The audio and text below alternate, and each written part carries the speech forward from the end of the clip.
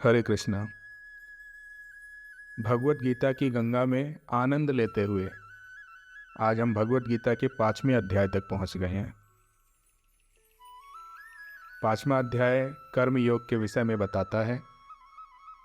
आइए आज से हम कर्म योग के विषय में समझते हैं। अर्जुन कहते हैं भगवान श्री कृष्ण से पहले श्लोक में, हे कृष्ण, पहले आप मुझे कर्म त्यागने के लिए कहते थे। पहले आपने मुझसे बोला कि कर्मों को त्याग दो, फिर कहते हो कि भक्ति पूर्वक कर्म करो। हे माधव, कृपया करके मुझे बताओ, इन दोनों में से मेरे लिए अधिक उत्तम, अधिक श्रेष्ठकर कौन है? क्या मैं भक्ति पूर्वक कर्म करूं या अपने सभी कर्मों को त्याग दूं? कृपया मुझे बताइए। फिर भगवान श्री कृष्ण ने उत्तर दिया अर्जुन को। कहते हैं, अर्जुन, जो इंसान जीवन में मुक्ति चाहता है उसके लिए कर्मों का परित्याग और भक्तिमय कर्म दोनों ही उत्तम रास्ते हैं। लेकिन भक्तिमय कर्म अधिक श्रेष्ठ है। अर्थात हे अर्जुन, तुम्हें भक्ति में युक्त रह के कर्म करना चाहिए। अर्जुन, जो पुरुष कर्म के फलों से नफरत नहीं करता, अर्थात कर्म करने के बाद जो उसको फल मिला है उसको वो स्वीकारता है, नफरत नहीं करता, और ना ही कर्म फल की इच्छा करता है, ऐसा मनुष्य सन्यासी होता है। हे अर्जुन, ऐसा मनुष्य समस्त पापों से रहित होता है और इस संसार में रहकर भी पाप मुक्त होता है और अंत समय में भगवत धाम को प्राप्त होता है, उसको मुक्ति मिलती है। हे अर्जुन, मुझ भगवान तक पहुंचने के दो रास्ते हैं मनुष्य के पास। पहला है कर्म योग, दूसरा है सांख्य योग।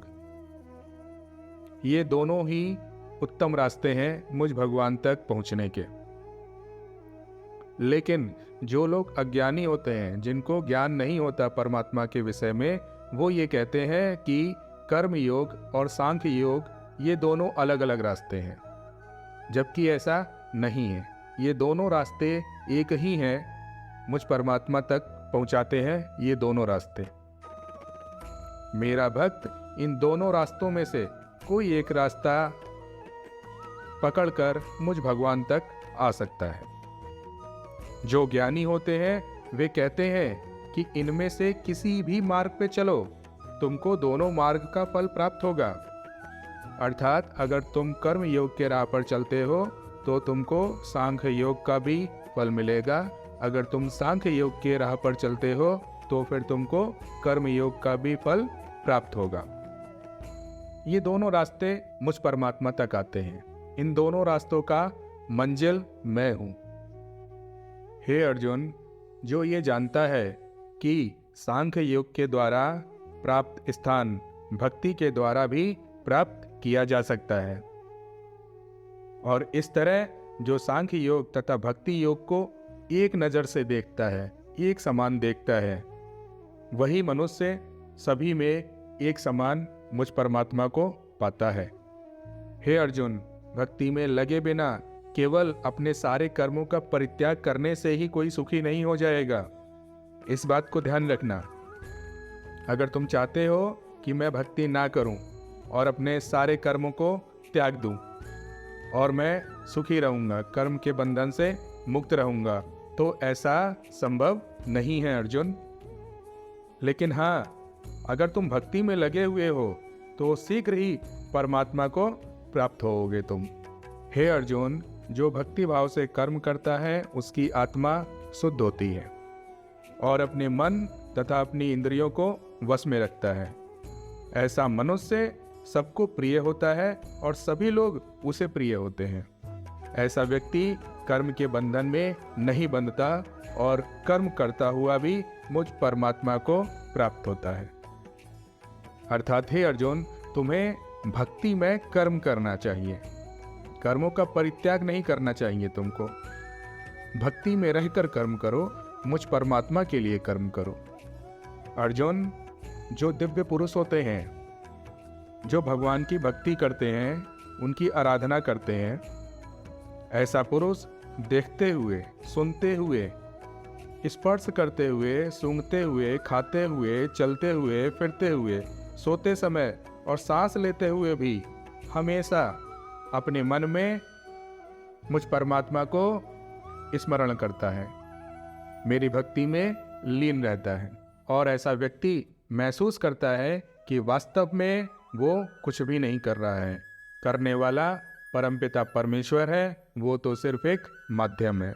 ऐसा व्यक्ति बोलते हुए, त्यागते हुए, कुछ भी ग्रहण करते हुए, या अपनी आँखों से कुछ देखते हुए, या अपनी आँखों को बंद करते हुए कुछ भी करता है तो अपना मन मुझ परमेश्वर में लगाए रखता है, अर्थात हर समय मेरी भक्ति करता है और संसार के कर्मों में लगा रहता है।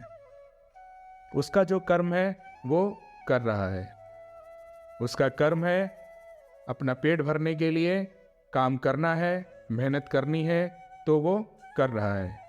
लेकिन वो ये कर्म करते हुए भी मुझ परमपिता परमेश्वर को याद कर रहा है, अपने कर्मों को करते हुए भी मेरी भक्ति कर रहा है। ऐसा मनुष्य अंत समय में मुझ परमात्मा को प्राप्त होता है। अर्जुन, जो व्यक्ति कर्म के फलों की इच्छा नहीं करता, ऐसे मनुष्य को कर्म के फल जो मिलते हैं वो भी मुझ परमेश्वर को अर्पित कर देता है और खुद आसक्ति रहित होकर अपना कर्म करता है। ऐसा मनुष्य हमेशा अपने पाप कर्मों से भी दूर रहता है, उसको कर्म नहीं बांध पाते अर्जुन, वो कर्म के बंधन से मुक्त है।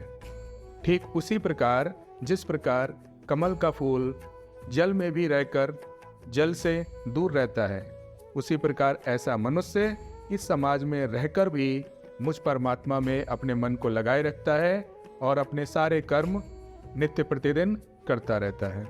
हे अर्जुन, योगी जन आसक्ति रहित होकर शरीर, मन, बुद्धि तथा इंद्रियों के द्वारा केवल अपने मन की शुद्धि करते हैं, केवल अपने मन की शुद्धि के लिए कर्म करते हैं। हे अर्जुन, जिस व्यक्ति के मन में किसी प्रकार का कोई लालच नहीं होता और ऐसा मनुष्य मेरी भक्ति एक शुद्ध मन से करता है, उसका मन पवित्र है, क्योंकि वह समस्त कर्म फल के इच्छाओं से दूर है। उसने अपने सारे कर्म के फल मुझ परमात्मा को अर्पित कर दिया है। ऐसा व्यक्ति का मन शुद्ध होता है। किंतु हे अर्जुन, जो व्यक्ति भगवान में युक्त नहीं होता, जो भगवान को अर्पण नहीं करता, उसकी भक्ति नहीं करता, वो ये कहता है कि मेरी मेहनत से जो फल मिलेगा वो मेरा है, मैंने किया है इसलिए मुझे मिला है। ऐसा मनुष्य अपने कर्म के बंधन में फंसता ही चला जाता है, उसको मुक्ति नहीं मिलती। अर्थात हे अर्जुन, ऐसे मनुष्य जो अपनी भुजाओं के बल पर कुछ प्राप्त करते हैं, वो ये कहते हैं कि मैंने प्राप्त किया है, मैंने मेहनत करी है, इसलिए मुझे मिला है, ये मेरे कर्मों का फल है, ये अगर मैं नहीं करता तो मुझे नहीं मिलता। अर्थात उनको मुझ परमात्मा से ज़्यादा अपनी भुजाओं के बल पर यकीन होता है। वो ये कहते हैं कि मैं मेहनत करूंगा तो मुझे ये मिल जाएगा। हे अर्जुन, ऐसा मनुष्य अपने कर्म के बंधन में फंसता ही चला जाता है, फंसता ही चला जाता है। वो अपने कर्म के बंधन से दूर नहीं हो पाता, क्योंकि वो मुझ परमात्मा को नहीं मानता। मेरे से ज़्यादा उसको अपने बुद्धि, अपने बल पर भरोसा है। ऐसा मनुष्य समय के साथ नीचे गिरता चला जाता है, कर्म के बंधन में फंसता ही चला जाता है और अंत समय में नष्ट हो जाता है। हरे कृष्णा हरे कृष्णा।